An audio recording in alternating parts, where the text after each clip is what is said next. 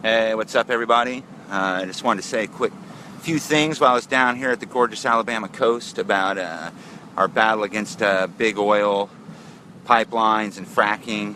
But the first thing I want to do is give you all a shot of this beautiful Alabama coast today. So I'm going to turn my phone around for just a minute and give you all a quick shot and let you check it out. Hold on.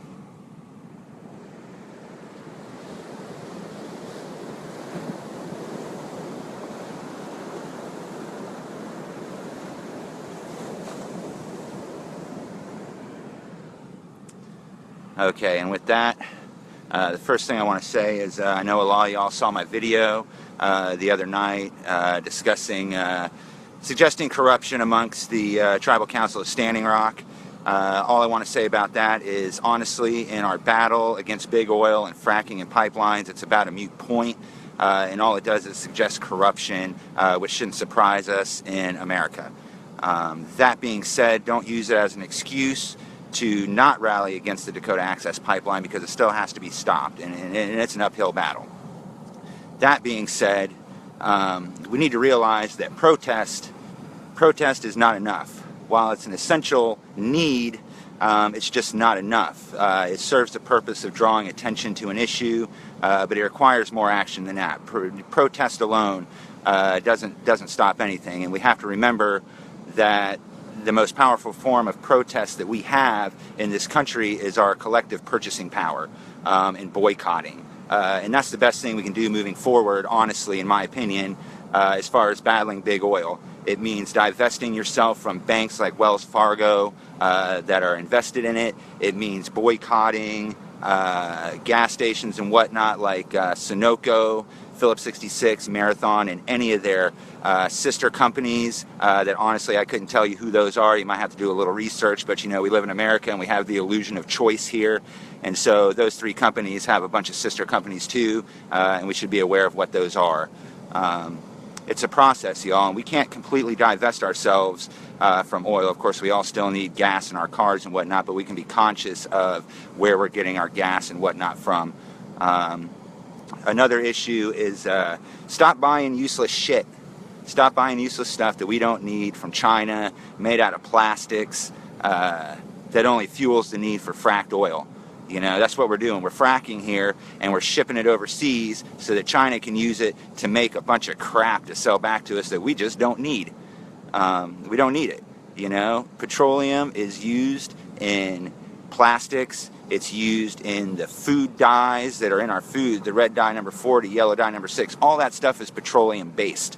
So be aware of that stuff too.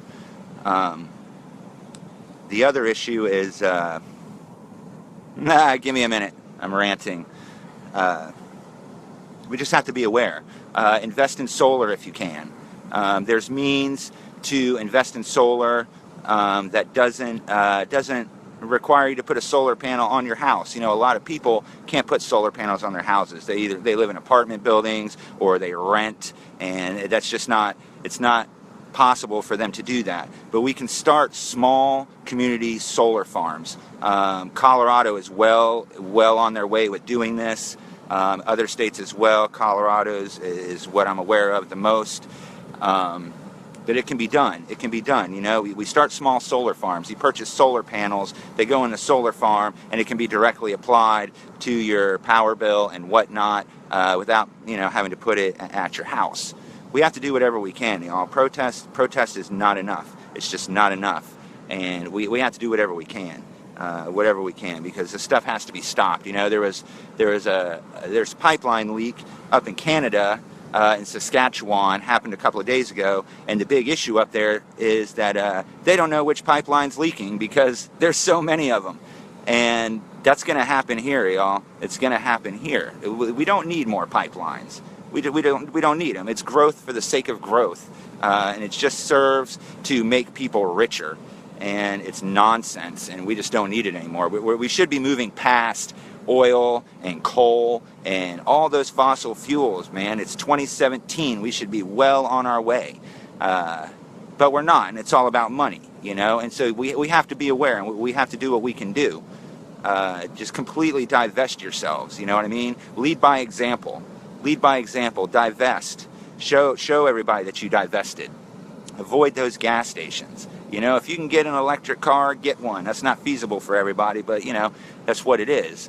How we handle Trump with all this going forward, I really don't know.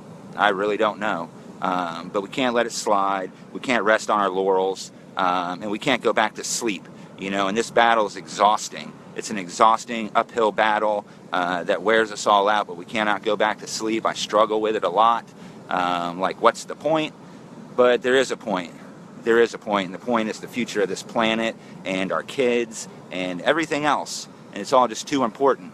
Just remember, it requires more than protest. It requires more than protesting. We have to kick it up a notch. Protest serves its purpose, but it requires more.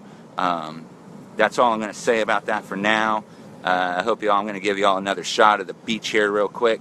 Because if you're not fortunate enough to be at the coast, it's lovely down here today, sunny, 80 degrees. I'm kicking flip-flops, and it's awesome. So before I end this feed, I'm going to give you all another shot real quick.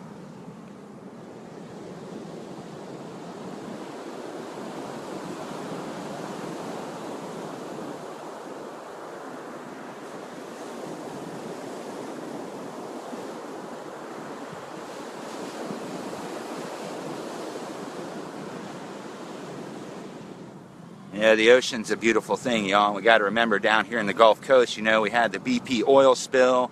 We've got toxins in the ocean from Fukushima, you know, and that's not to mention chemical dumps that our country as well as others have done when they dumped chemical weapons into the ocean decades ago. They're all still there, you know. So be aware, keep up the fight, and don't give up, y'all. Don't give up. Love y'all.